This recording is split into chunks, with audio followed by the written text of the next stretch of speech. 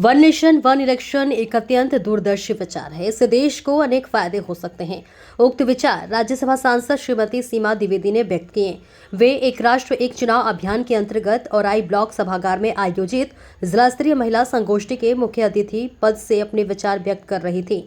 उन्होंने कहा कि हर बार चुनाव कराने से देश का करोड़ों रुपए बर्बाद होता है। बार बार चुनाव से पुलिस, सरकार, कर्मचारियों को ड्यूटी में लगाया जाता है, जिससे उनकी मूल जिम्मेदारियां प्रभावित होती हैं।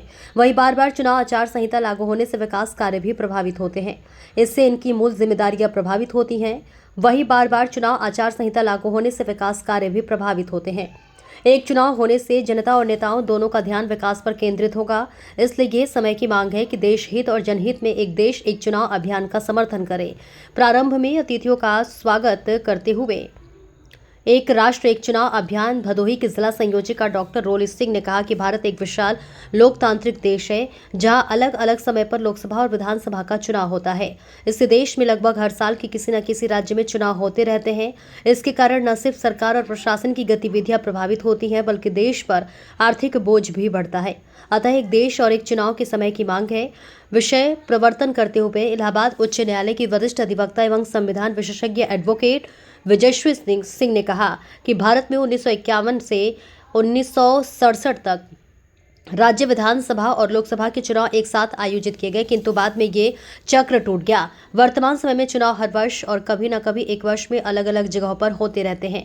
इन सभा अड़चनों को देखते हुए भारत के विधि आयोग ने चुनाव सुधार के लिए अपनी 170वीं रिपोर्ट में कहा है कि सरकार को एक ऐसी स्थिति पर विचार करना चाहिए जहां लोकसभा और सभी विधानसभाओं का चुनाव एक साथ कराया जाए। एक राष्ट्र एक चुनाव एक ऐसा विषय है जो कि भारत में लोकसभा और सभी राज्य विधानसभा चुनाव एक साथ करने की परिकल्पना है। फिलहाल आज की स्थिति में चुनाव समय समय पर कराए जाते हैं।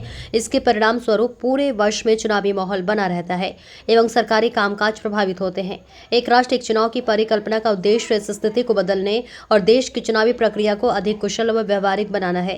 कार्यक्रम का संचालन व धन्यवाद ज्ञापन महिला मोर्चा की जिला संयोजक श्रीमती स्नेहलता श्रीवास्तव ने किया।